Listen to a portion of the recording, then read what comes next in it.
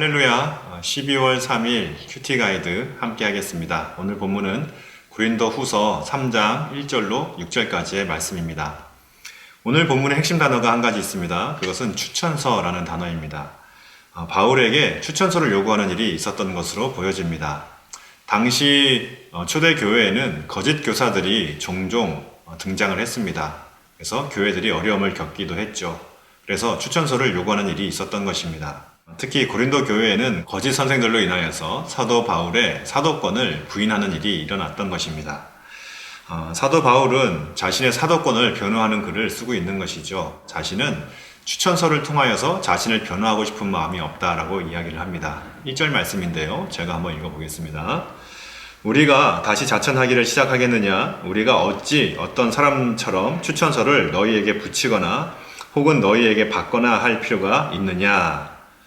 이것은 교만의 표현이 아닙니다. 분노의 표현도 아니죠. 오히려 이것은 겸손의 표현이라고 할 수 있습니다. 이런 뜻입니다. 내가 추천서를 가지고 온다고 해서 무엇이 달라지겠는가 묻고 있는 것이죠. 내가 추천서를 통하여 나 자신을 증명한다고 한들 그것이 무슨 의미가 있고 무슨 소용이 있느냐라고 묻고 있는 것입니다. 왜 사도 바울은 이런 말을 하고 있을까요? 그 이유는 하나님의 사역은 결코 인간적인 조건이나 혹은 인간적인 방법으로 되는 것이 아니기 때문에 이런 말을 하고 있는 것입니다. 예수님께서는 마태복음 7장 20절 말씀에 이렇게 말씀하셨습니다. 이러므로 그들의 열매로 그들을 알리라 라고 말씀하셨죠.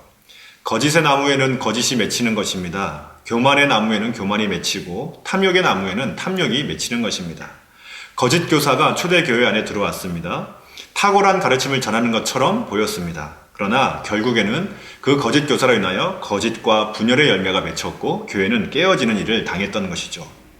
사도 바울은 끊임없이 방해와 핍박을 당하였고 그의 사도권에 대한 도전은 늘 있어 왔습니다. 그러나 사도 바울이 전했던 말씀과 그의 사역으로 인하여서 교회는 든든히 세워졌고 이방인들은 예수를 믿는 일이 일어났으며 성도는 더욱 거룩하게 되어 갔습니다.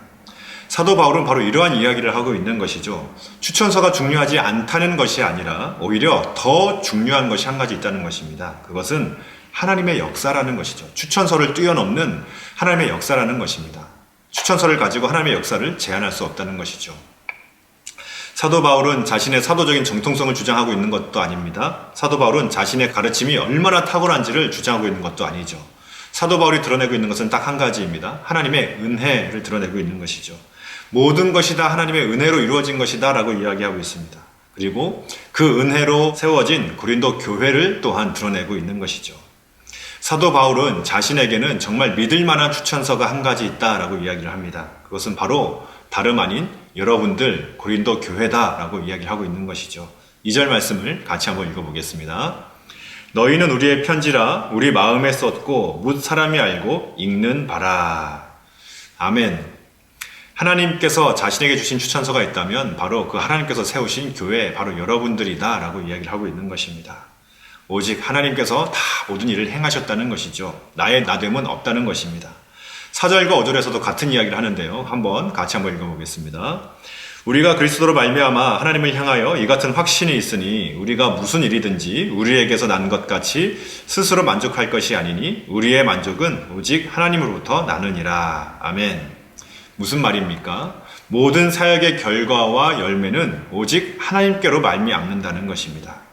그 하나님의 은혜로 말미암아 우리는 만족할 수 있다라고 이야기를 하고 있는 것이죠. 오직 하나님의 은혜만을 사도 바울은 드러내고 있는 것입니다. 이러한 하나님의 은혜를 드러내면서 사도 바울은 한 가지 언급하는 것이 있는데요. 바로 새 언약입니다. 3절과 6절 말씀 같이 한번 읽겠습니다. 너희는 우리로 말미암아 나타난 그리스도의 편지니 이는 먹으로 쓴 것이 아니요 오직 살아계신 하나님의 영으로 쓴 것이며 또 돌판에 쓴 것이 아니요 오직 육의 마음판에 쓴 것이라. 그가 또한 우리를 새 언약의 일꾼 되기에 만족하게 하셨으니 율법 조문으로 하지 아니하고 오직 영으로 함이니 율법 조문은 죽이는 것이요 영은 살리는 것이니라. 아멘. 무슨 말일까요? 돌판에 새긴 율법 조문이 죄의 문제를 해결하지 못했던 것처럼 또한 이스라엘 자손이라고 하는 그 혈통적인 배경이 구원을 담보하지 못했던 것처럼 반대로 하나님의 영은 모든 불가능을 가능하게 하며 모든 믿는 자에게 구원을 주시는 능력의 영이시다라고 말을 하고 있는 것입니다. 바로 그 성령이 새 언약이며 성령의 능력이다라고 이야기하고 있는 것이죠. 이 성령님이야말로 우리의 추천사가 되며 이 성령께서 세우신 교회야말로 우리의 추천사가 된다라고 사도 바울은 이야기하고 있는 것입니다. 오늘 말씀을 통하여 우리가 한번 생각해 보기를 원합니다. 여러분들은 무엇을 구하고 계십니까?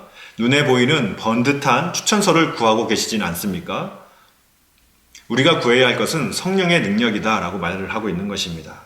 오늘 말씀은 우리들에게 때로는 엄청난 도전처럼 느껴질 수 있는 말씀입니다. 우리의 추천서가 무엇이 되었으면 좋겠습니까? 내가 나온 학교가 우리의 추천서가 아니라, 내가 다니고 있는 직장과 직함이 나의 추천서가 아니라, 내가 사는 아파트의 평수가 나의 추천서가 아니라, 우리의 추천서는 나와 함께 하시는 성령님이 되어야 한다라고 도전하고 계신 것이죠.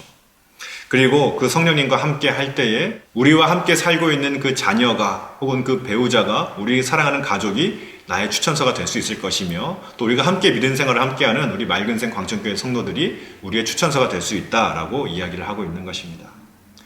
자녀는 부모를 그대로 닮는다라고 하죠.